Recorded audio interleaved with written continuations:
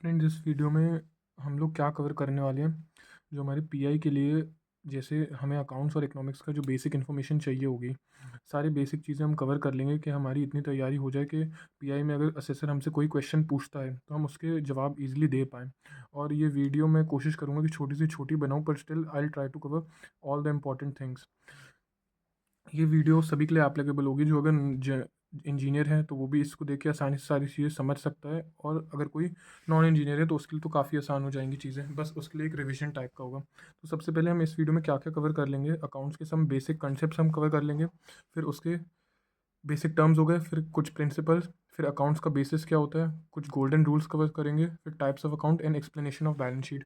ये कुछ चीज़ें हैं, 6 टॉपिक्स हैं जो अभी मेजरली हमें ये कवर करना ज़रूरी है। इसके बाद कुछ और चीज़ें जो मैं नेक्स्ट वीडियो में कवर करवा दूंगा, पर आज हम ये चीज़ें कवर कर लेंगे। तो सबसे पहली चीज़ है सम बेसिक टर्म्स। तो सम बेसिक टर्म्स में देखो, अकाउंट्स में क्या होता है, काफ़ी अलग अलग चीज़ें होती है जो आपको पहले समझनी पड़ेंगी कि कुछ टर्म्स कैसे होते हैं। जैसे कि एक इसमें टर्म बोला जाता है, हम बोलते हैं एसेट। अब एसेट का मतलब क्या होता है? एसेट का मतलब कोई भी बिजनेस में आपकी इस तरह की चीज़ जो आपको लॉन्ग टर्म में प्रॉफिट अर्न करके देगी, या आपको शॉर्ट टर्म में भी बस प्रॉफिट अर्न करके देगी, आपके फ़ायदे की चीज़ है, इस तरह के उसको बोला जाता है एसेट। दूसरी एक इसमें चीज़ होती है लाइबिलिटीज़। अभी मैं फिर से अच्छे से एक्सप्लेन करूंगा, बस देखते रहिएगा वीडियो को।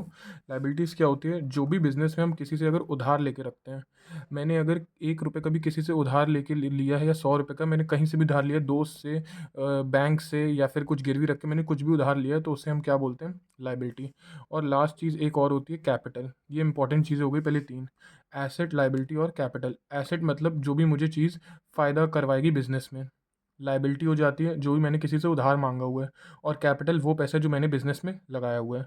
ऐसा। अब समझ लीजिए एसेट क्या क्या एसेट बोला जाता है। जैसे मेरा मशीन है, मेरी फैक्ट्री है कपड़े की, और मैं उसमें मशीन यूज़ करता हूँ। ठीक है, अब मशीन मुझे फ़ायदा करवा रही है कि मैं भाई उससे कपड़े बना के बेच रहा हूँ, तो वो मेरा एसेट कहलाएगा। अब उस मशीन को ख़रीदने के लिए मैंने बैंक से एक लोन लिया था, तो उस बैंक लोन को मैं क्या कहूँगा? लाइबिलिटी, क्योंकि भाई वो मेरी उधारी हो गई। ठीक है। और इस बिज़नेस को स्टार्ट करने के लिए मैंने एक ज़मीन खरीदी थी, और उस ज़मीन को खरीदने के लिए मैंने अपने जेब से 1 लाख रुपए लगाए थे, वो हो जाएगा मेरा कैपिटल। ये बहुत सिंपल से टर्म हो गए कि एसेट क्या होता है, लाइबिलिटी क्या होता है, कैपिटल। पूरी वीडियो जब देख लोगे तो एक बार फिर कोई चीज़ें समझ नहीं आए तो फिर से देखना, और अगर तब भी कुछ चीज़ समझना है कमेंट बस कर देना, तो मैं फिर से आपको एक्सप्लेन करने की कोशिश करूँगा। एसेट हो गया, लाइबिलिटी हो गया, कैपिटल हो गया। अब कुछ और चीज़ें, जैसे एसेट होता है, एसेट के कई टाइप्स होते हैं, हम मेजर टाइप्स पढ़ लेंगे। आपका एक एसेट होता है सीए, सीए जिसे हम लोग बोलते हैं करेंट एसेट। और एक आपका एसेट होता है एफए, मतलब फिक्स्ड एसेट। ठीक है। बहुत सिंपल सी चीज़ समझ लो, मेरा एक बिज़नेस है, मेरी एक दुकान है, ये मेरी शॉप है, ABC क्लॉथ। ठीक है। अब इसमें जो मेरा स्टॉक रखा हुआ है ना, जो मैं बेच रहा हूँ, उसको मैं बोलूँगा करेंट एसेट। क्यों बोलूँगा मैं करेंट एसेट? क्योंकि वो ना, मैं सामान बेच के 1 साल के अंदर मैं उसको कैश में बदल दूंगा। करेंट एसेट वो सारे एसेट या वो सारी चीज़ें होती है जिसको मैं एक ही साल में बेच दूंगा। अब जैसे मैंने दुकान है, भाई मैंने दुकान क्यों खरीदी? दुकान मैंने बेचने के लिए तो खरीदी नहीं है, मैंने दुकान इसलिए खरीदी कि मेरा एक स्पॉट हो जहाँ पे मैं अपनी सारी चीज़ें बेच सकूँ। जैसे मैंने कपड़े की दुकान खोलनी है, मुझे कपड़े की दुकान खोलनी है कि उसमें मैं कपड़ा बेच सकूँ। मैंने दुकान खोलने के लिए दुकान बेचने के लिए दुकान नहीं खरीदी है, मुझे कपड़े बेचने इसलिए मैंने दुकान खरीदी है। तो फिक्स्ड एसेट क्या होता है? जो एक तरफ फिक्स्ड रहेगा। जैसे मेरी दुकान है, मेरी दुकान एक तरफ फिक्स्ड है, मेरी दुकान यहाँ से वहाँ कहीं नहीं जाएगी। करेंट एसेट जो मेरा स्टॉक है, वो मेरा फिक्स नहीं है, वो यहाँ से वहाँ जाएगा। अभी मेरे पास है, मेरे से कस्टमर खरीद के लाएगा, वो हो जाता है करेंट एसेट। ठीक है। फिर कुछ एक एसेट होता है जैसे फिक्टिशियस एसेट्स। ये एसेट आपको दिखता नहीं है लेकिन होता है, इसको हम बोलते हैं जैसे गुडविल।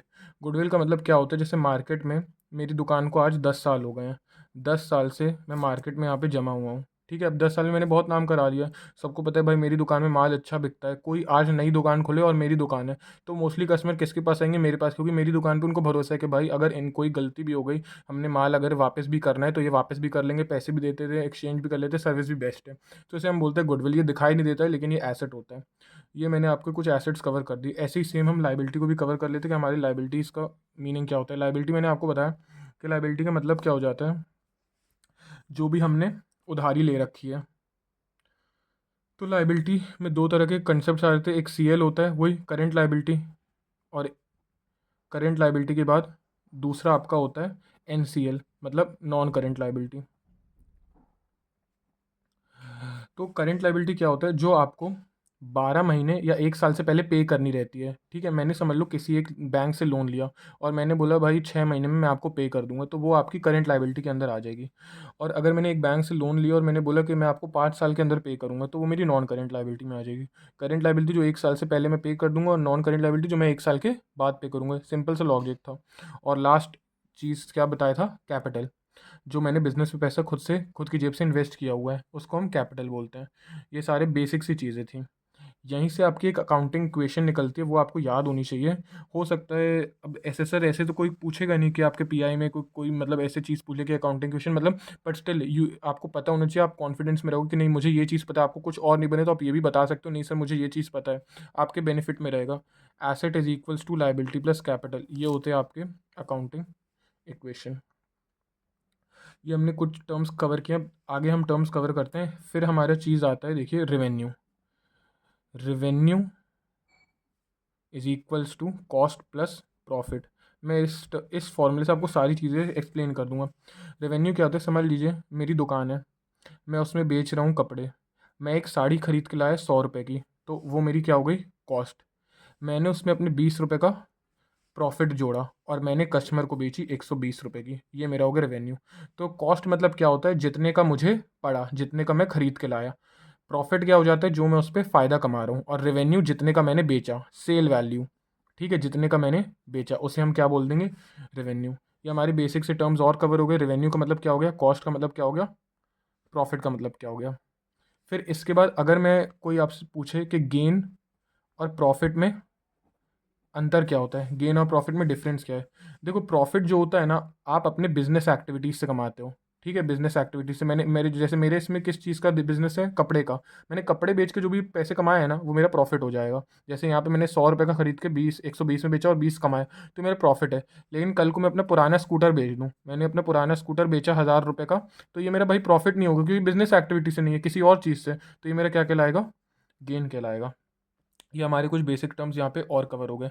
इसके बाद कुछ चीज़ें और आ जाती हैं, दो टर्म्स और आते हैं। जैसे कि देखो, टर्म्स काफ़ी हैं, हम सारे तो कवर नहीं कर सकते, लेकिन मोस्टली हम कोशिश करेंगे कि जितने हम कवर कर सकते हैं और जो हमारे लिए वायबल हैं, जो हमारे लिए इम्पॉर्टेंट है। फिर आगे आता है जैसे क्रेडिटर। क्रेडिटर और डेटर। क्रेडिटर का मतलब क्या होता है, क्रेडिटर आपके वो लोग हो जाएंगे जिनसे आपने उधार लेके रखा है। जैसे मैंने उधार लिया है ABC से, तो मेरा क्रेडिटर हो गया ABC। और डेटर मतलब जिससे मुझे पैसे लेने हैं। फॉर एग्जांपल, जैसे XYZ कस्टमर कल को मेरी दुकान में आया और मुझसे भाई खरीद के ले गया कपड़े 1000 रुपये के। अब उसने पैसे नहीं दिए, उसने मुझसे खरीदा उधारी में, तो XYZ मेरा हो जाएगा डेटर। ये इसका मतलब होता है डेटर। क्रेडिटर क्या हो जाएगा, मुझे पैसे चाहिए थे और मैं ABC के पास गया और मैंने उससे पैसे उधार ले लिए, तो वो मेरा क्रेडिटर हो गया। ये दो टर्म्स और हो गए, क्रेडिटर और डेटर। फिर इसके बाद हमने चीज़ें पढ़ी, नेट प्रॉफिट एक होता है और ग्रॉस प्रॉफिट। ये काफ़ी इंपॉर्टेंट टर्म्स हैं, नेट प्रॉफिट और ग्रॉस प्रॉफिट। देखो, ग्रॉस प्रॉफिट मैंने एग्जांपल लिया था, 100 की साड़ी खरीदी, 20 रुपये का प्रॉफिट कमाया और 120 की बेच दी, ठीक है। अब मेरा प्रॉफिट कितने का था, 20, है ना। इसे हम बोलते हैं ग्रॉस प्रॉफिट। जो टोटल हम प्रॉफिट कमाते हैं उसे हम बोलते हैं ग्रॉस प्रॉफिट। लेकिन भाई उस दिन मेरी पूरी दुकान खुली हुई थी, दुकान में मेरे को समझ लो 2 रुपये का बिजली का बिल लग गया। मेरे यहाँ एक लड़का काम करता है, 2 रुपये मैंने उसको दे दिए, है ना, और 1 रुपये की मैंने उसको चाय पिला दी। टोटल मेरे दुकान में 5 रुपये का मैंने खर्चा कर दिया, ठीक है। मैंने कमाए दिन के 20, लेकिन मैंने खर्च करिए 5, तो मेरे पास असलियत में बचे कितने, 15। ये होता है हमारा नेट प्रॉफिट। मतलब जो सारा हमारा प्रॉफिट होता है, जब उसमें से हम हमारे एक्सपेंसेस घटा दें, खर्चे घटा दें, तो हमारा क्या आ जाता है, नेट प्रॉफिट। बहुत सिंपल सी चीज़ थी, याद रखना। कि अगर हमारा जितना भी प्रॉफिट हो रहा है उसमें से हम हमारे खर्चे घटा दें, एक्सपेंसेस, प्रॉफिट में से एक्सपेंसेस माइनस कर दें, तो हमारा नेट प्रॉफिट कैलकुलेट हो जाता है। ये टर्म आ गया। फिर इसके बाद हमारे और आगे चीज़ें आती हैं, परचेजेस। अब ये बहुत बेसिक सी चीज़ है, परचेजेस, परचेज रिटर्न, सेल्स और सेल रिटर्न। बस सुनते रहना, सारी चीज़ समझ आती रहेंगी बहुत ईजिली। परचेज़ मतलब क्या होता है, जो भी आप सामान खरीद के लाए वो परचेज़ हो जाएगा, ठीक है। परचेज़ रिटर्न क्या होता है, आप जो सामान खरीद के लाए उसमें समझ लो कोई चीज़ ख़राब निकल गई, तो आप अपने पास क्यों रखोगे, आपको उसका कुछ काम नहीं है, आप क्या कर दोगे, सो वापस, तो वो हो जाएगा परचेज़ रिटर्न। फिर आता है आपका सेल्स। सेल्स मतलब क्या होता है, जो भी आपने सामान अपनी दुकान से बेचा कस्टमर को, वो होता है सेल्स।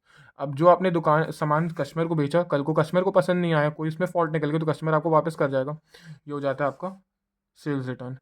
ये हमने कुछ और टर्म्स कवर कर लिए हैं। इसके बाद हमारे टर्म्स, एक टर्म आता है बैड डेट। बैड डेट क्या होता है? बैड डेट मतलब पैसा डूब जाना। मेरी दुकान पे कस्टमर आया, मुझसे सामान लेके चला गया, लेकिन उसने उधारी में ख़रीदा, उसने बोला मैं आपको 1 हफ़्ते बाद पैसे देता हूँ। अब 1 हफ़्ते बाद वो गायब। 1 हफ़्ते बाद क्या, वो 1 महीने बाद भी नहीं आया, ना 1 साल बाद आया, और मेरा पैसा डूब गया। तो इसको हम बोलते हैं बैड डेट। जब आपका पैसा डूब जाता है तो आप उसको बैड डेट बोला जाता है। आपका एक ये वाला टर्म भी क्लियर हो गया। अब इसके बाद आपका 2 टर्म आते हैं। एक हो जाता है सॉल्वेंट, एक होता है इंसॉल्वेंट। सॉल्वेंट मतलब समझ लो, हम लोग बोलते हैं दिवालिया निकल गया, उसी का मतलब होता है इंसॉल्वेंट। जिसके इन्वेंट लिख दिया गलती से, इंसॉल्वेंट है। हम लोग बोलते हैं कि जिस दिवालिया निकल गया उसी को बोलते हैं इंसॉल्वेंट। मतलब जिसके पास अब बिल्कुल भी पैसे नहीं बचे हैं, वो कुछ दे ही नहीं सकता, उसे हम बोलेंगे इंसॉल्वेंट। और जो पैसे दे सकता है उसे हम बोलेंगे सॉल्वेंट। ये बेसिक टर्म, कुछ और चीज़ें कवर हो गई।